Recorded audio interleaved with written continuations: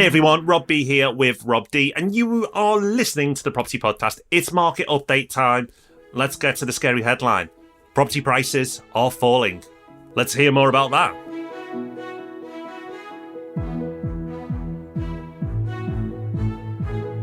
Yes, welcome to the Property Podcast. Thank you for joining us. This is our favourite part of the week. It's where we take some time out from what we're supposed to be doing, which is arranging a whole load of property transactions for our clients at Property Hub Invest and for our fund at portfolio.co.uk. And we share some of what we've learned and some of what we're seeing in the markets. In this month's market update, so much happening that you really should know about if you're in any form active in the property market. So stick around because we're getting into that any second now. Just a quick heads up before we get into it. The Property Hub magazine is landing on doorsteps as we speak. Hurrah! And that is awesome. It's always great when we get a new issue out. And for everyone who's subscribed, you'll be able to access online our amazing location guide. I can say it's amazing because I've not done any of it. The team have put it together and it's a work of art. It looks gorgeous, but the information is brilliant as well. Please do check that out. And if you're not a subscriber yet, come on, what are you doing? It's only $5 an issue, and that includes delivery. And you can get access to a digital version of all the back copies, and there's loads now, so the value just keeps stacking up. And you also will be able to access that location guide. So if you'd like to subscribe and put your wrong right, then go to propertyhub.net/magazine. All right, time for our market update, recovering what happened in the month of August. August, not typically the busiest month in property. In fact, it's normally the month where the market goes into a bit of a hibernation. It's a nightmare to get anything done because all solicitors are on holiday. But this month, a fair bit going on, including, Rob, if you listen to the media, an all-out property collapse. Yeah, the media. Let's just start with the media in general. When the media is the loudest, for me, that's when you need to be the wariest. The media at the moment is in full-on fear mode. They've got past COVID now, so they need something else for us to all crap ourselves over. And now it's all interest rates, inflation, recession, market collapses. That's all they're talking about. Now, I'm not belittling the situation. There are people struggling and inflation is rising. But the media will have you believe that everything is awful and it's going to get worse. And we believe that there are different ways you can look at this and approach this and also assess this. So that's why these market updates are so important for me, Rob, because you can get beneath the headlines. For example, at the top of the show, I'd said property prices are falling. Bit of a shock of that, and the media have jumped all over it. Property prices are falling. And you know what, Rob? The media's right. Sort of. Yeah, very much sort of. So the headline that you'll have seen is that property prices fell by 1.3% in August, the first time they've fallen since blah, blah, whenever it was. But actually, this is completely misreported because this comes from Rightmove data, which is talking about asking prices. And when you hear house prices, you probably think, well, okay, that's the price that houses sold for. But this is completely different. It's asking prices. Asking prices fell by 1.3% in August. All right, well, maybe that's quite significant in itself. It would be if the average price drop for asking prices in August over the last 10 years was 1.3%. Exactly the same. So the actual headline is the housing market is doing exactly what it always does. But that's not a very good headline, is it? No, that's not scary. That's not going to get people, terrified and sitting on the fence or selling their properties. That's not enough fear. You need to ramp up the fear. So let's twist it. It's not like the media to do things like that, is it? It really annoys me. And how many times over the years of this pod have we dug beneath a headline and gone, so basically the headline is hogwash. It's a load of rubbish. And this is another rubbish headline that's got traction, that's made people feel scared, that really is nonsense. There's actually something interesting in this same story, though, which to me is far more relevant than the headline. The headline about the 1.3 is, we've just said, total nonsense. It's a non-story. But in the same piece of research, it talks about supply and demand relative to 2019. 2019 might sound like a few years ago, because it is, but it's more relevant because this is pre-pandemic. And so, okay, let's say we're out the other side now, and let's compare the market now to where it was before we had a couple of weird years where you can't really read much into the stats. So if you compare the amount of available stock to the amount that was available in 2019, it's down 39%. which is a big fall. And on the demand side, buyer inquiries are 20% higher than they were in 2019. So that, Rob, for me, is the interesting bit, because that shows what the market dynamics really are. And these are changing from even more extreme levels. The market is cooling down. We're not denying that the market is cooling down. We're not trying to talk it up because we're the property podcast. We talked about it a couple of weeks ago. But the point is, if you actually look at the fundamentals that underlie the market, there are various factors that would lead you to think that this so-called property crash that the media is saying is going to happen is just not going to happen. And that is one of them. There is still, despite everything that's going on, despite the cost of living crisis and energy prices and everything else that people like to list off, buyer inquiries are still 20% higher than they were before the pandemic. You're right, Rob. The market is slowing down, but it's still strong in many respects. The beginning of this year, the first half of this year, the market was bonkers. It was full on craze mode. We went to 10% plus in property price growth this year, just in the first 6 months alone. So even if it doesn't grow any more this year, it's still been a very strong year for property price growth. And if it drops a tiny bit, well, then I'm actually going to be happy, because I think I said the market would grow 8% this year. And proving myself right comes above all else for our predictions episodes, Rob. So, if we end up around 8% for the year, then we'll be happy because we're 8% up, and obviously my predictions will be right. So we win. Yay. We will see where we end up. We're not that far away from the end of the year now, which is scary to say, but it's true.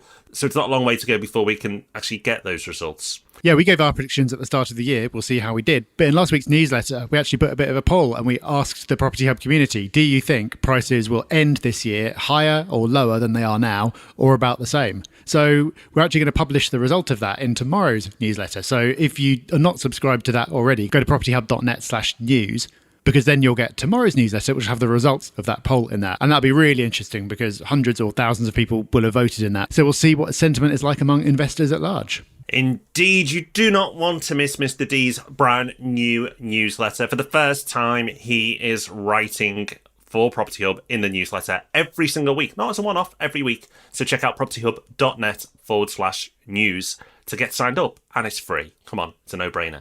Not quite a no-brainer, Rob, but to be expected in this market is in our rental news now, which agents say, or at least 73% of agents say, that they've seen an increase in the number of tenancies renewing their tenancies over the last 12 months. And the suggestion is that tenants are preferring to stay put than move. And that's probably because moving now, there's a fair chance they'll end up paying more than they are currently, because rents have been on the rise. And sometimes landlords take a view that rather than maxing out at the top rent, they may increase it a little, but not the full way, to keep their tenants in, because people don't want voids. So these stats, Rob, don't really come much of a surprise, but it's nice for landlords to see their tenants are, on the whole, staying put. Yeah, it's a really nice side effect of rent rises, because rent rises are nice for obvious reasons. But in a way, what's even better is having tenants that stay longer, because void periods always cost some amount of money. It could be a lot, it could be a little, but it's always something, and it's a whole load of hassle as well. Maybe missing out on rent, maybe having to do repairs, maybe having to pay your letting agent another tenant fine fee. If tenants are staying longer, you don't have to do any of that. And rent rises are one reason for them staying, but another is just that there is not much stock to move into. Properties are moving so fast. I'm seeing that in the markets that I keep an eye on in London. I was talking to a letting agent who operates in Nottingham city centre last week, who said that properties weren't staying on the market for more than a day. They were just absolutely flying off. So definitely good news. And another similar story that ties into that is that voids have hit historic lows. So the average void period in England as a whole has fallen from 17 days to 10 days. And that's the shortest since they started collecting data. So the sales market may be cooling down, but the rental market is still red hot. It is, although rents are rising, but they're not keeping pace with inflation, according to an article on Letting Agent Today, which, according to the Office for National Statistics, has said that rents have gone up 3.2% in the last 12 months up until July, which is an increase, but way below inflation. And we know, Rob, historically, that rents tend to follow inflation, but the fact that they're behind now doesn't surprise me that much, Rob, because I would expect a lag, just like there's a lag with wage inflation as well. You'd expect to see a lag with rental inflation, which means that, if true, there's the potential for rents to continue increasing in the near future. Yeah, I think there certainly is the potential for them to do so. But the usual suspects are not letting the facts get in the way of them complaining about greedy landlords. The BBC reported the other week on a brewing cost of living crisis triggered by high rents. Question that. I don't think you could say it's the high rents that are making everything else unaffordable. That's just weird and also not true, because we've just seen that rents are actually lagging the general rate of inflation. And Generation Rent, which is a pressure group, are now calling for a rent freeze. And they're saying, well, everything's getting more expensive. That means it's going to be hard for people. Therefore, landlords shouldn't be allowed to increase their rents because that'll just make things even harder. Yeah, but why landlords? Why are you singling out this one category? Why aren't you saying that supermarkets should freeze their prices? Why should anyone freeze their prices? It's the dynamics of the market. I don't get it, but I don't think it's meant to make sense. I think it's just meant to kind of get everyone riled up, and I suppose it's working because I'm talking about it. So that's rents. Another big part of any property investor's world is mortgages, or it is for most of us anyway, and rates, Rob, are on the up. They are. It's happening every week at the moment. We're seeing mortgage products stay on the market for less time than ever before. They're constantly getting pulled and repriced as lenders adapt to what's going on. But so for several weeks in a row now, we've seen the price of 2-year fixes and 5-year fixes increasing. Not by a lot. So a 5-year fix went up the other week by 5 basis points, which is 0.05%. So it's not a great deal, but they are creeping upwards. The interesting thing is that 10-year fixes are not increasing. Well, they increased by 1 basis point. So that's 100%. But the previous couple of weeks, they didn't increase at all. And we talked about this on the show the other week because we showed that where lenders get their funding from, 10-year rates are also not increasing, which seems to suggest that the markets believe rates won't go up too much further and indeed will come down slightly over the longer term. But Rob, we did a webinar last week, which is really, really good fun. And we'd always do a Q&A, and lots of the questions were around mortgages and what should people do? If people are on variable rates, should they fix? If they are fixing, should they fix for 2 years or 5 years? And maybe we should take it more broadly than just mortgages and talk about what investors should be doing in general. But how would you navigate this at the moment? Because mortgages have been so low for so long, it's just been like, great, let's get the longest fix I can. This is awesome. But now it's not that straightforward at all. No, it's not. So what should investors do in general, I think, is the easy one, which is take advantage of the situation. And the situation being is that the first half of this year was bonkers, absolutely bonkers. And it's great if you owned property in that bonkers market, but trying to buy it, no good.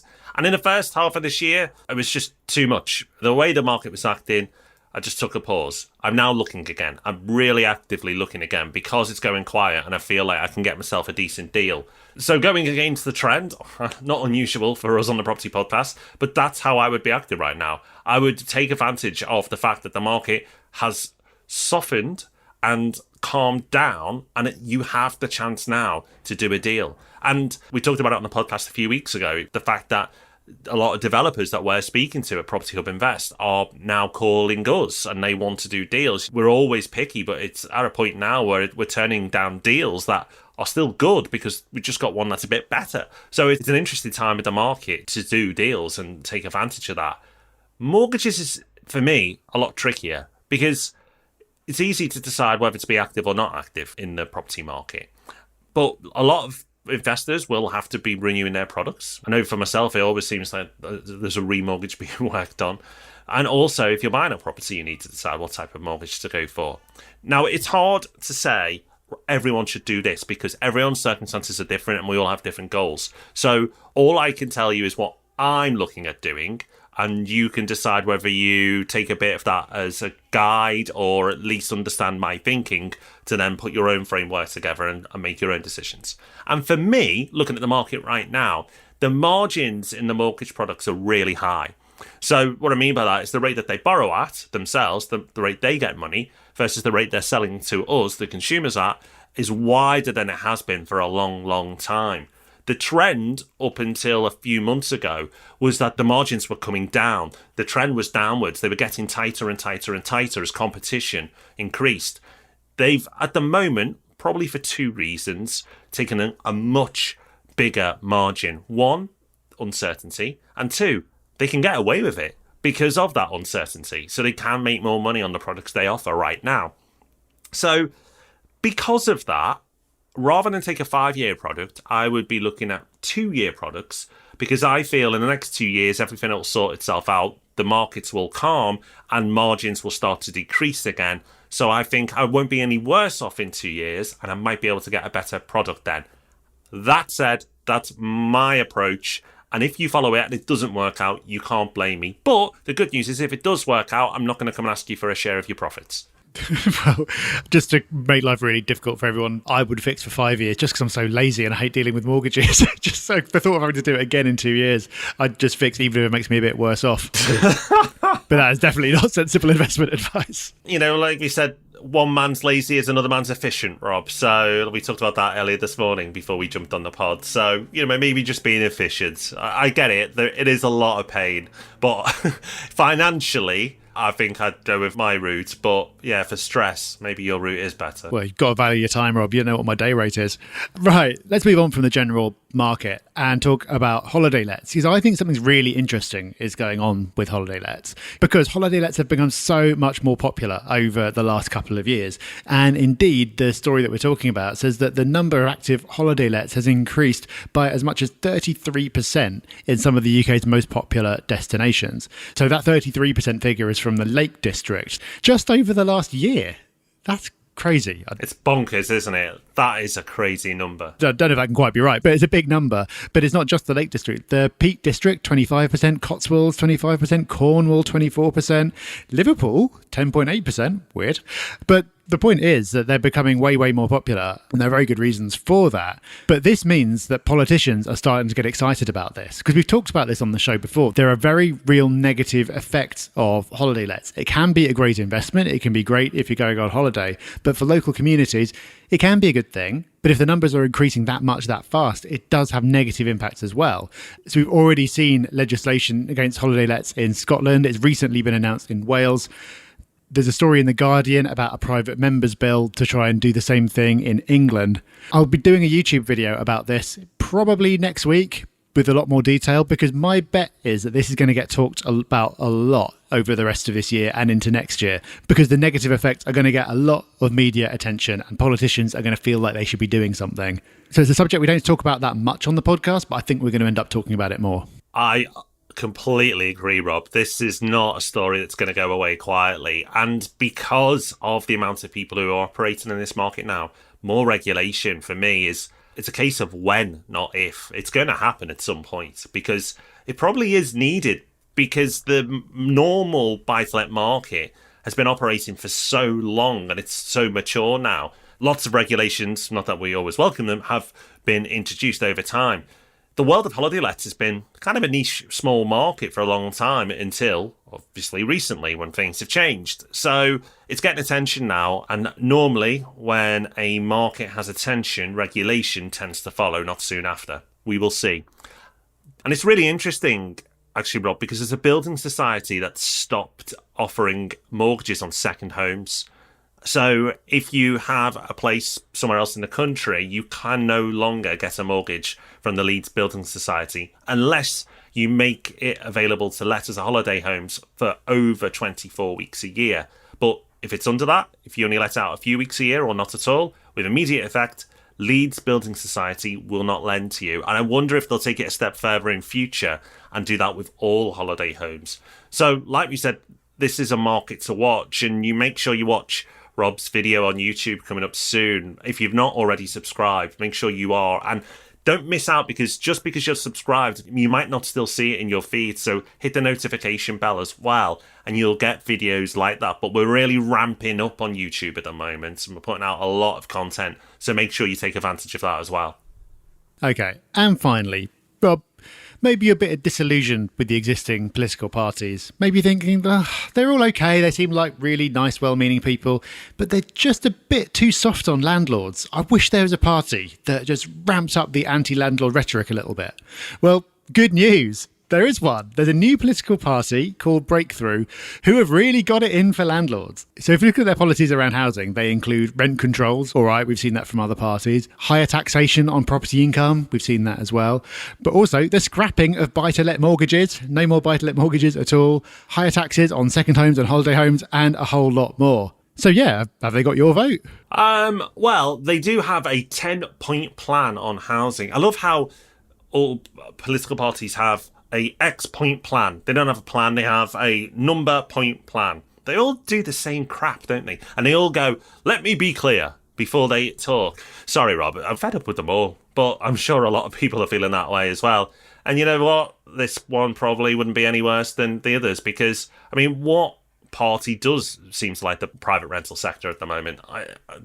People used to vote Conservatives because they felt it would support them, but yet everything they do seems to go against landlords. Labour don't seem too keen on them, and now you've got a new one that wants to out-Trump them. We will see. I can't see them getting much traction because we seem to have a fixed political system of three parties and no one else can get a look in edgeways. But maybe they will break in. But based on what they want to do, maybe it's good that they don't. Well, that is the market update for this month. I feel like we got a bit heated there. If you've got riled up about anything in this episode, or you've got an alternative viewpoint, or you just want to let us know what you think, a great place to do that is in the comments section on YouTube, because we are putting together a YouTube version of this market update covering the same stories in a slightly different way. By the time you're listening to this, unless you're super early, that'll probably already be out. So go find us on YouTube at Property Hub UK, find that video, leave us a comment, and I'm going to personally reply to as many as I can. Oh, a bit of Rob D interaction. Who doesn't like that? Well, I certainly do. That's why I turn up every week. But before you head off on your merry way, let us give you a hub extra because we've got a cracker. A TV recommendation, actually. We do these every now and again. But I've been really enjoying the start to a new series called This Is Wrexham. And no, it's not a Towie spin-off about Wrexham, although that probably would be interesting. It's actually about the purchase of Wrexham Football Club, which, if you are not aware, was purchased by Ryan Reynolds and a guy slightly less famous, Rob McElhenney, something like that. Anyway, he and his business partner have purchased Wrexham. And it's quite random. Why have people from Hollywood gone and purchased a club in North Wales that for many years has been struggling? Well, I don't know either, but following their story is really entertaining. It's on Disney Plus, so check it out. Really love Disney Plus. That's a recommendation as well.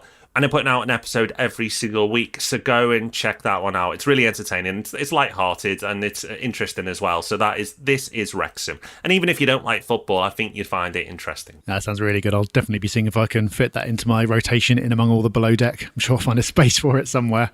But that is us done for this week. Thank you so much for listening. Do make sure, if you're not already, that you're following the show on iTunes or Spotify. Really easy to do, and it means you get every episode automatically downloaded to your phone.